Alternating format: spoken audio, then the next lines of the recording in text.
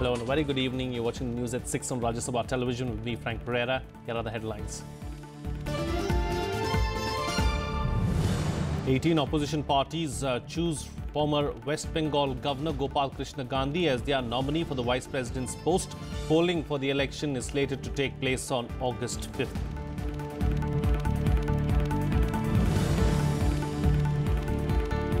Pilgrimage to the Amarnath shrine continues in Kashmir a day after the killing of 7 pilgrims in a militant attack. Jammu and Kashmir Government Shrine Board announced compensation for families of the victims.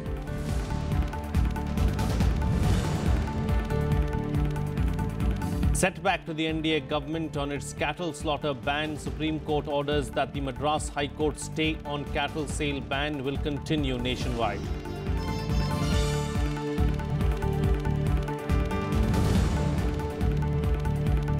And suspense continues over selection of head coach of the Indian cricket team. Cricketer turned commentator Ravi Shastri in the race along with Virender Sehwag and former Australian cricketer Tom Moody.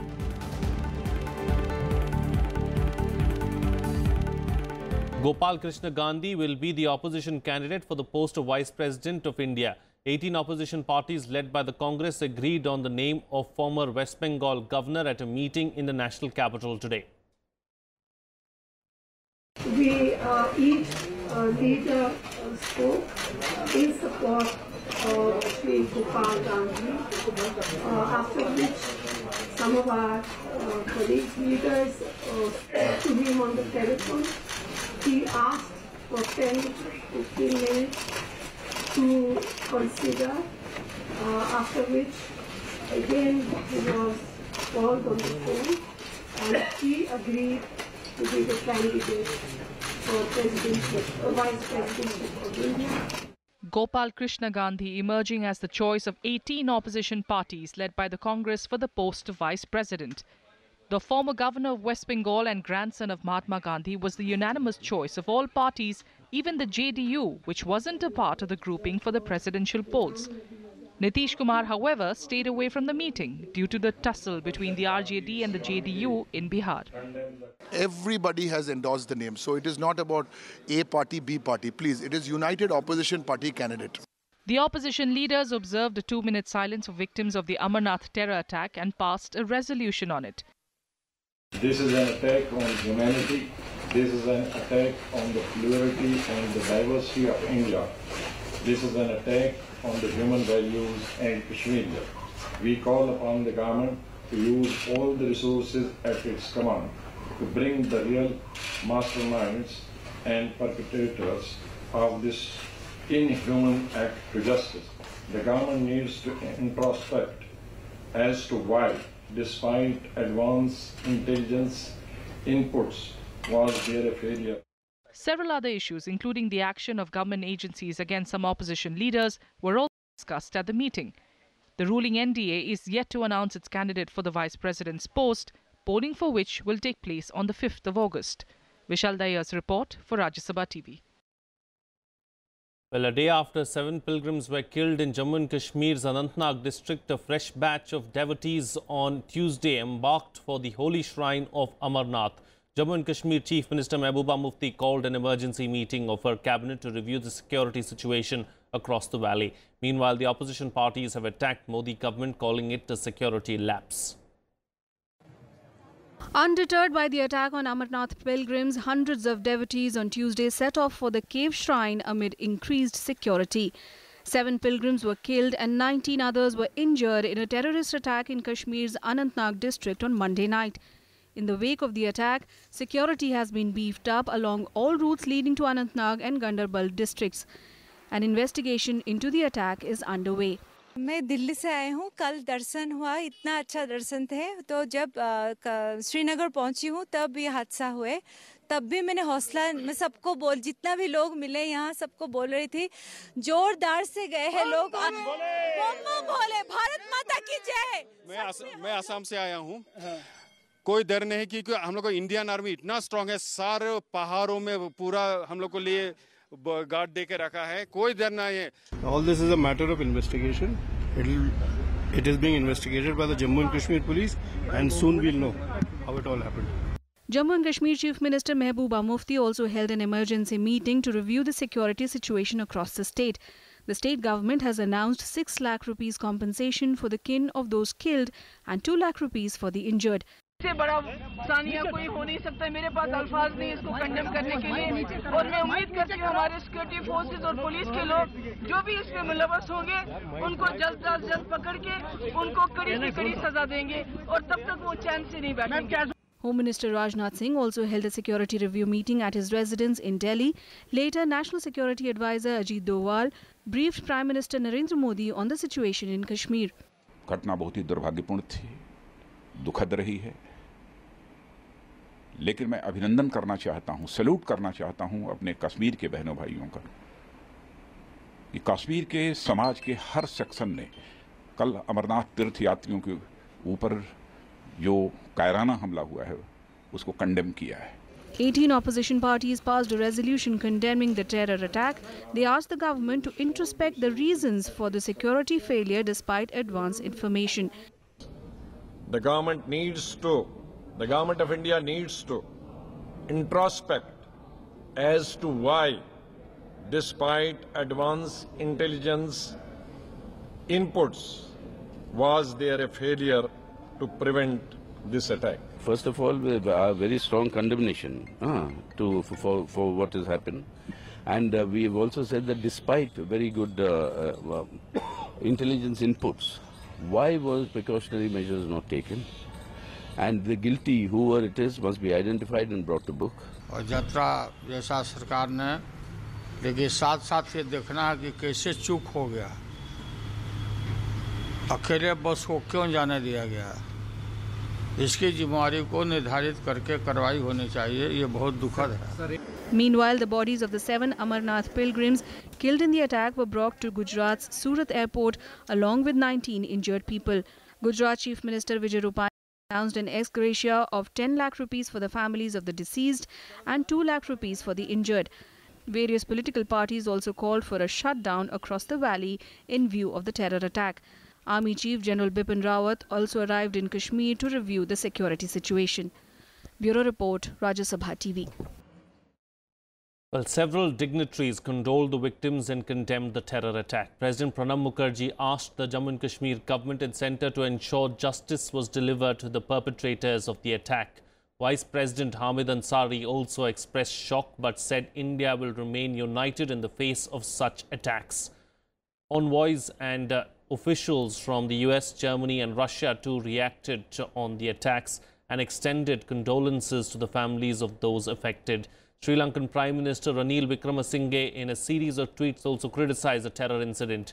India's other neighbours, Bangladesh, Nepal and Bhutan too reached out to the Indian government and expressed solidarity with the victims.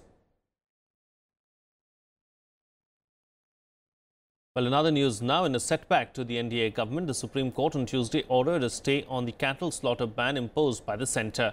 The Apex Court ordered that the Madras High Court's recent stay on the cattle sale ban should not just continue but also be applied nationwide. The Supreme Court, in issuing its decision, stressed the hardship that the ban on the trade of cattle for slaughter had imposed. Responding to the Supreme Court's observation that livelihoods of people cannot be subjected to uncertainties, the centre said it would tweak the existing law and notify the Apex Court of the changes. On May 23rd, the Environment Ministry had notified the controversial Prevention of Cruelty to Animals Regulation of Livestock Markets Rules of 2017 under the Prevention of Cruelty to Animals Act. It states that one can sell cattle at an animal market after giving an undertaking that the cattle will be used only for agricultural purposes, not slaughter. This led to protests in non-BJP states including Kerala and Tamil Nadu. The Madurai bench of the Madras High Court immediately put a stay on the ban in the state, which the Supreme Court now claims should be implemented across the country.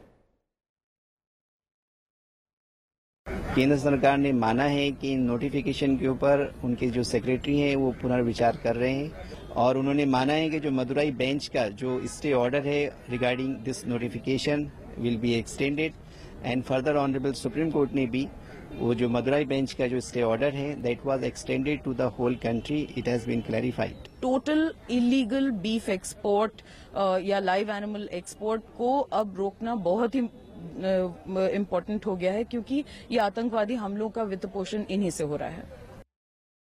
Well, Bihar's Deputy Chief Minister and RJD Chief's son Tejaswi Yadav will continue for now. After a meeting of its leaders, JDU has decided to give him more time. After the meeting, JDU decided to keep the alliance with the RJD going for now, but issued a mild ultimatum. जनता का वह जनादेश है, हम उसका पालन करना जानते हैं, लेकिन हम यह उम्मीद जरूर करते हैं कि अगर आरोप लगा है तो तथ्यों का विवरण जनता के बीच पेश किया जाना ये जनमानस की अपेक्षा है और हम उम्मीद करते हैं कि ऐसा होगा।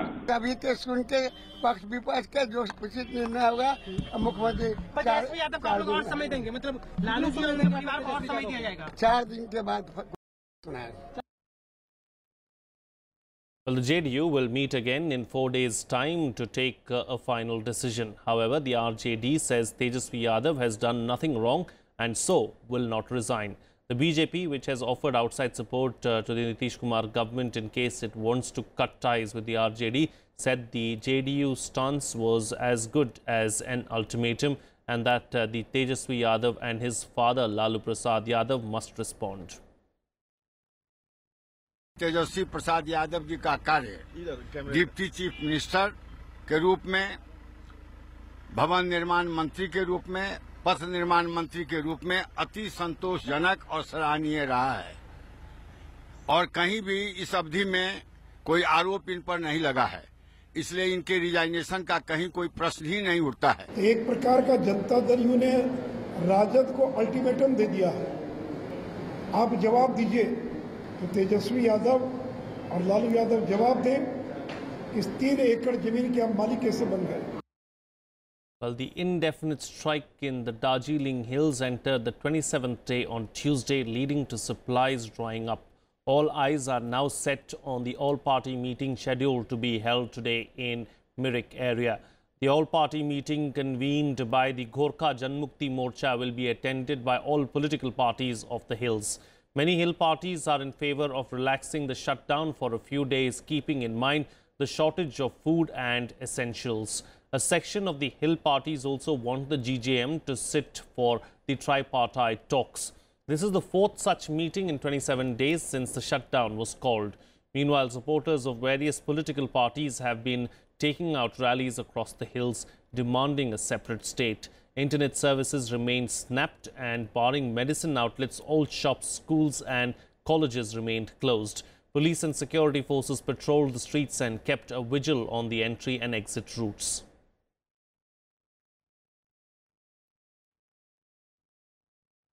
Well, the Supreme Court on Tuesday said that the governments of Punjab and Haryana have a duty to obey its orders on the Satluj-Jamuna link canal issue. The court also directed the 2 states to ensure that no agitation takes place on the issue. Haryana is witnessing protests on the SYL issue, with the main opposition INDL blocking roads and holding demonstrations. Attorney General K.K. Venugopal told the court that the centre is doing its best to reconcile both states to ensure that the decree is executed amicably. While the Haryana government said that the state has executed the decree passed by the apex court, the Punjab government said that the delay in construction of the canal is due to legal implications. The court will hear the matter next on September 7th.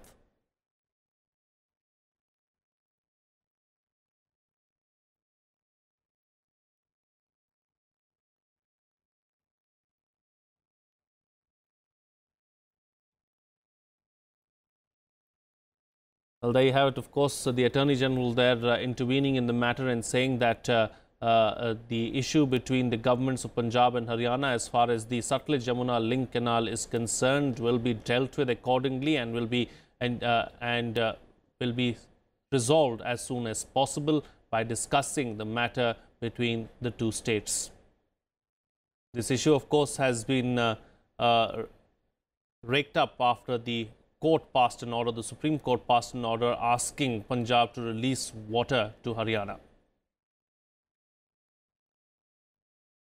Meanwhile, Foreign Secretary Subramaniam Jaishankar expressed confidence that India will handle the current standoff with China in the Dokla area of Sikkim in the same way it handled the issues in the past. Responding to questions at a lecture in Singapore, Jaishankar said India and China have handled border issues in the past and there was no reason why the two countries could not do so now. Jaishankar, who served as India's ambassador to China from 2009 to 2013, said both countries should approach each other with maturity. China and India are engaged in a standoff in Sikkim's Dokola region near the Bhutan tri-junction for over 3 weeks after a Chinese army's construction team attempted to build a road. Today, India-China relations are really multifaceted. Last month, when the leaders of the two countries met in Astana, they reached consensus on 2 points. One, that at a time of global uncertainty, India-China relations are a factor of stability. And two, in their relationship, India and China must not allow differences to become disputes. This consensus underlines the strategic maturity with which the two countries must continue to approach each other. Well, here's a roundup of the other news from across the country and nationwide. Nagaland Governor P.B. Acharya has asked Chief Minister Shurozili Leitsu to seek vote of confidence in the Assembly on or before July 15th. This comes after former Chief Minister T.R. Zilang wrote to the governor taking claim to form a new government in the state. Zilang claims he has support of majority MPF MLAs. Severe floods continue to wreak havoc in Assam. The death toll has risen to 32, with 7 more people killed on Monday as the Brahmaputra continued to flow above the red mark for the 4th consecutive day. The total number of people affected also rose to 12.55 lakh. Authorities say more than 20 of the region's 32 districts are badly affected. Several animals have also been killed at the Kaziranga National Park.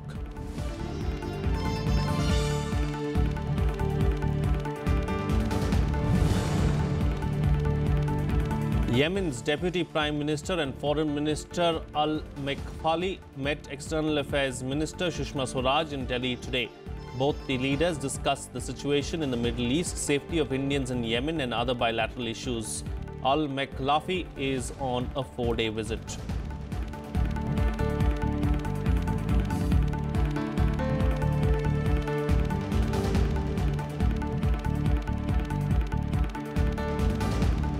Well, it's time for a short break now, but news and updates will continue on the other side. Stay tuned, we'll be right back.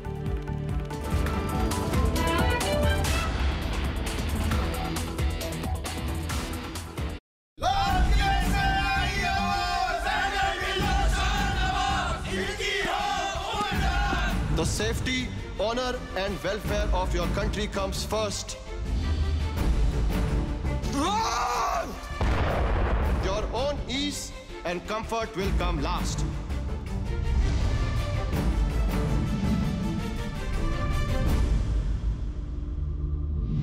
You are charged with Indian Army Act Section 41, waging war against the king.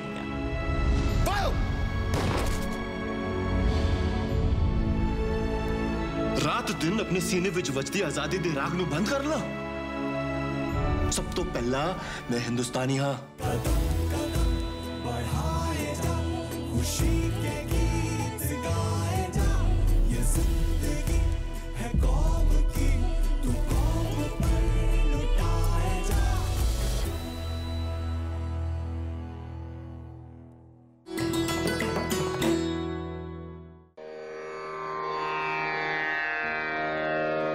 The sacred relics of Buddha were unearthed in Piprava in Uttar Pradesh.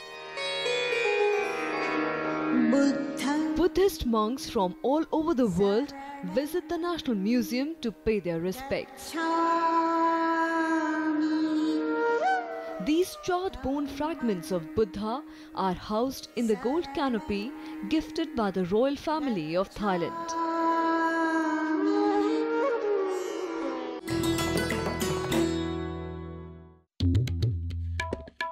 The story we thought we knew. The story of magnificence. The story of bloody battles. Of those who ruled and those who left their footprints. The story charting the course of our past. Talking history on Rajya Sabha TV.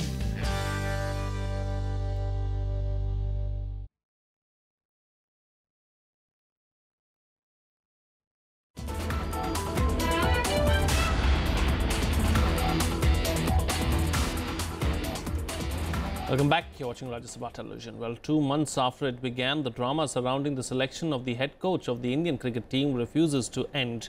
Minutes after reports emerged that cricketer turned commentator Ravi Shastri had bagged the job, the BCCI addressed a press conference saying a decision has not been made yet. Shastri was among the 6 applicants interviewed by the BCCI's Cricket Advisory Committee on Monday. The other prominent contenders included former India batsman Virender Sehwag and ex-Australian cricketer Tom Moody. The chairman of the Supreme Court appointed Committee of Administrators, Vinod Rai, had asked the BCCI to announce a name by Tuesday evening. After the CAC announced it will withhold the decision. Once you repose complete faith on arguably 3 of the greatest batsmen across the world, I am in complete agreement with the philosophy of the BCCI that they should be left independent in choosing. Well, now to Pakistan, where Prime Minister Nawaz Sharif has rejected the findings of the joint investigation team into the Panama Papers probe. The JIT had on Monday submitted its report in the Supreme Court and claimed that it found glaring disparities between Sharif and his family's known sources of income and their actual wealth. Sharif's daughter, Mariam Nawaz, tweeted saying JIT report rejected every contradiction will not only be contested but decimated in SC. Not a penny of public exchequer involved. Pakistan's and one of Sharif's closest aides, Asif Khwaja, rejected the report as having full of flaws. Although the probe hasn't been made public, leaked documents were widely circulated on social media, following which opposition leader Imran Khan demanded Sharif's resignation. Meanwhile, the Apex Court is yet to decide on how to proceed with the JIT's report and whether to call for a trial. The Panama Papers released last year claimed that Pakistan Prime Minister Nawaz Sharif and his family figured in a list of people who owned offshore companies and assets. The assets in question include 4 expensive flats in Park Lane, London. Well, here's a roundup of the other international news in Global Buzz. A US military airplane crashed in the Mississippi Delta, killing at least 16 people. The KC-130 is used as a refueling tanker. The debris of the crash is said to have spread across a radius of 8 kilometers. The cause of the crash has not been disclosed yet.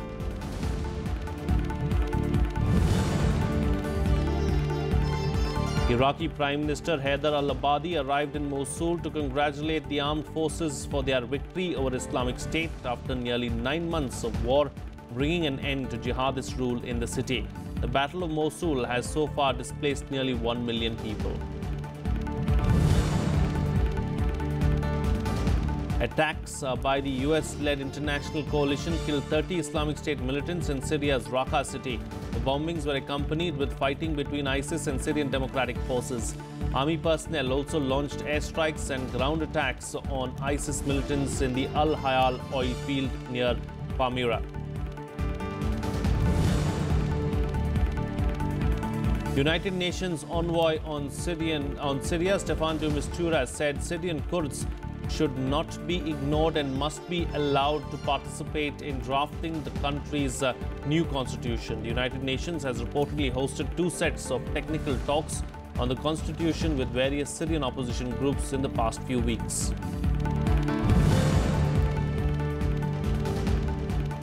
In a rare move, US Ambassador to Israel David Friedman will be meeting Palestinian negotiators in Jerusalem. He will be accompanying US President Donald Trump's special envoy to the Israeli-Palestinian peace process, Jason Greenblatt. The meetings are slated to take place later tonight. Reports claim that the Palestinians are wary of Friedman being part of the US delegation. That's it on this newscast. Have a good evening.